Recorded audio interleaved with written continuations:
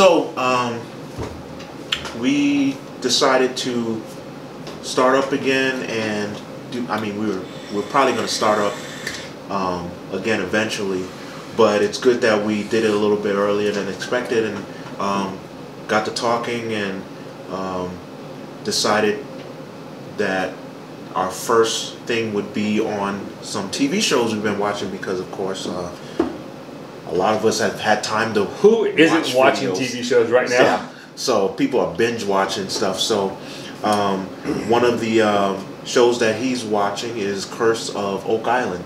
Yeah. And he thought it was. I'm addicted. Going to be very good for me to watch as well. And I was watching the Umbrella Academy. So what we decided to do is we're both going to watch about maybe 3 or 4 episodes in, and then we're going to start. We would talk about it in our podcast. Yeah, vidcast.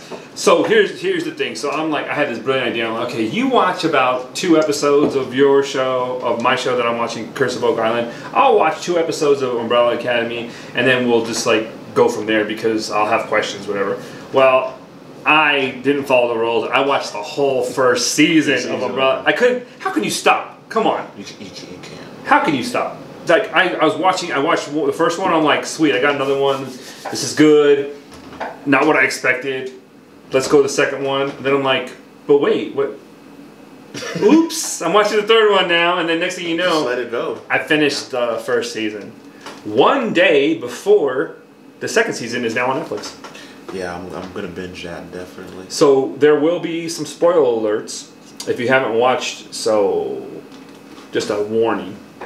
So you can go ahead and just hit stop and watch it and come back to the video, or it's gonna take a long time though. Yeah. They're like Umbrella Academy is like an hour each episode. Yeah, but it didn't seem like that. No, it didn't. It's just like it's over already. Wow. I want to go upstairs and watch the second season right now. Like just binge watch really it. Good. Yeah, it's really good. So the first thing I'm gonna say about Umbrella Academy, right?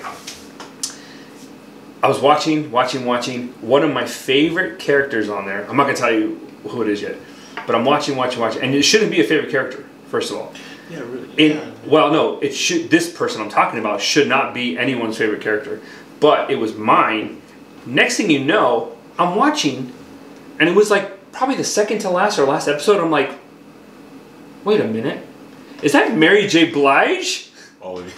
I was like, dude, really? She is the shit. Yeah, she was cold. She was ice cold. She was awesome. She was ice cold. She was like my favorite character in that show. She was so cold with it though. Dude, I'm telling you. You're gonna take out your partner just like that because they said? Like, and here's the thing that I like the best about Mary J. Blige's character. When she fought, it looked like she was really kicking ass. Like it wasn't like choreographed like a dance. Mm-hmm. It looked like she was taking a beat and giving it. Do these people got powers? No, they just no. So in the show, there are these like I'm gonna call them time cops, just like for the sake of like agents. They're agents, but they deal with time travel. Mm-hmm. So their main purpose or goal is to stop people from trying. If something's gonna happen, it's gonna happen that way. Yeah. And so they send agents to kind of make sure it happens that way. Yeah. Right? Am I explaining it right? Yeah. So. Mary J. Blige is one of those, and I'm telling you right now, she can sing with her fists and feet and everything else. Weapons, like, I'm telling you. I hated her at first, but I'm like, man, she's good. And then when I found out it was Mary J. Blige, I was like, oh, shit. I had to look it up. I was like, is that Mary J.? What? And I like looked it up, like, it is. It is. Yeah, I was I mean, well, I knew she was acted in anything, though? Kind of, but not like that, because I knew she was in the show, but I didn't really think, and I think that was one of the reasons why I was reluctant to look at it. Was it just me, or was she kind of sexy in this series? Hell yeah, in a weird way, like she's not supposed to be. She's not giving up. They wear suits, like, but I was like, she was just ice cold, man. Yeah. But I mean. But I thought you was going the path of like out of the main characters. Yeah. Nah, I like their masks. They push button. Like I loved everything about those two characters. It was weird. Oh, they did carry the pig mask and stuff like that. Yeah, that was weird. It was like so strange because, and now I'm just talking about those two agents because like they were partners for like a long time or whatever. And Mary J. Blige was one of them, and then this like kind of big-ish white guy that you can tell is good at his job, but he doesn't look like he is, but he's good. And then he falls in love with the donut shop lady, and I was like, this is weird. Yeah, and she was like, she had to have been like maybe 20 or 30 years That's what I'm thinking, right? I'm like, what?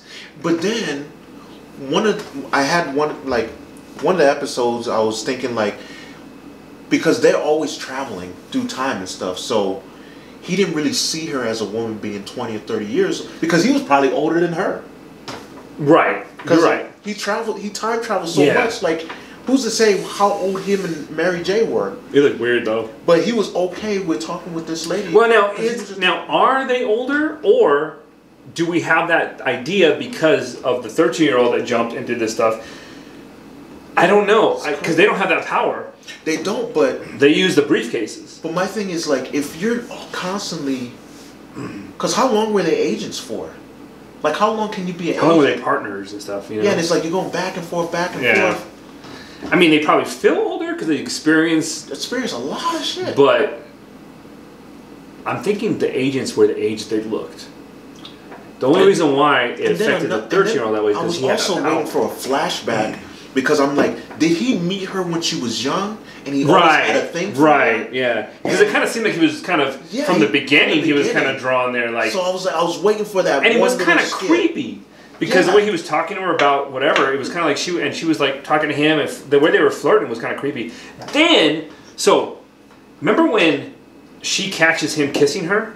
Mm-hmm. Was she jealous?